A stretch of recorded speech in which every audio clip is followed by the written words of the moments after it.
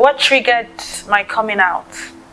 Like I said in the confession, that I got to a point I couldn't keep it in anymore. The burden was so much on my conscience. I had to let it out. Also because of my faith, my work with Christ.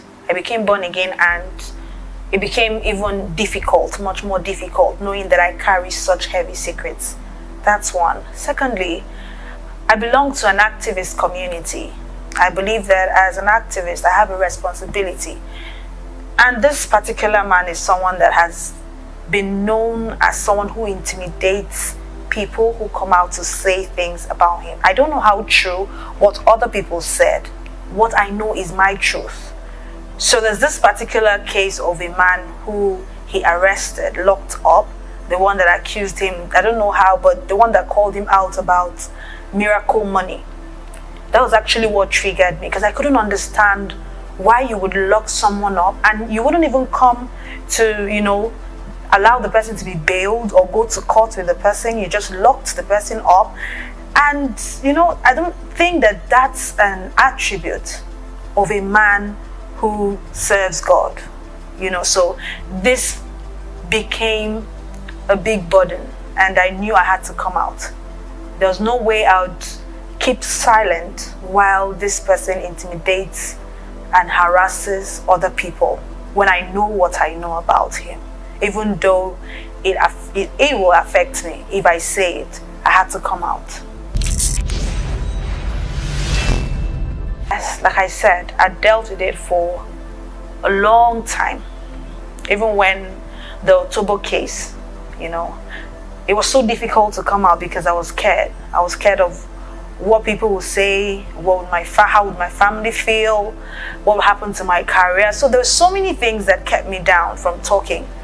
So I was always in the comment section trying to, tell people that this girl is saying the truth, but I couldn't come out to, own up to my own wrongs.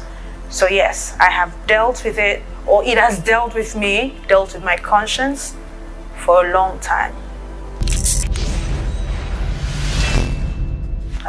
If I knew Apostle Suleiman was a prophet, would I?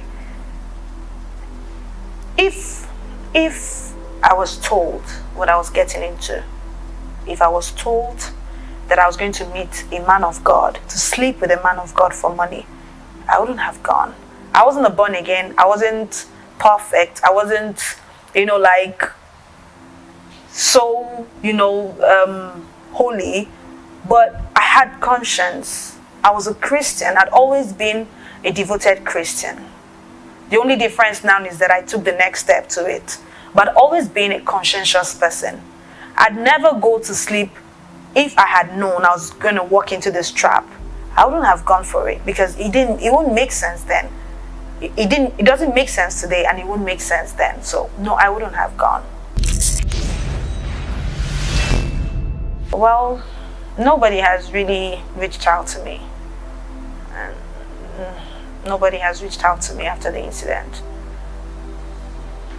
Maybe they've tried, but I don't know. I haven't gotten any message or any calls from anybody.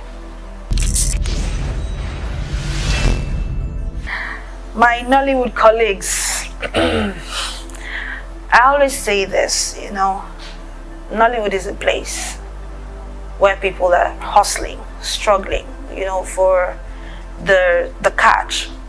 There's no unity, there's no love. So I wasn't even expecting any support from Nollywood. If I was expecting, then I would feel hot. Yes, they treated me. I saw a lot of comments under the post, under that confession video. It's still there on my Instagram page. I saw a lot of the write-ups they did on their pages that went viral. I don't judge them, but I wasn't expecting anything more from them. I knew, because it's the business, it's the game they play, because the industry is not paying, especially in the Southeast, it's not paying as much as it should. So how do they make up to afford these lifestyles they showcase? So I don't expect them to want to cover up from where they eat from.